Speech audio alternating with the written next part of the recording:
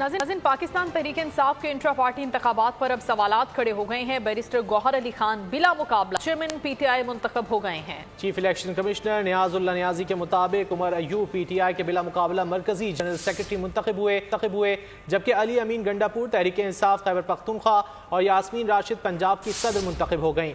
PTI के intra party election पर सियासी जमातों ने सवाल उठा दिए।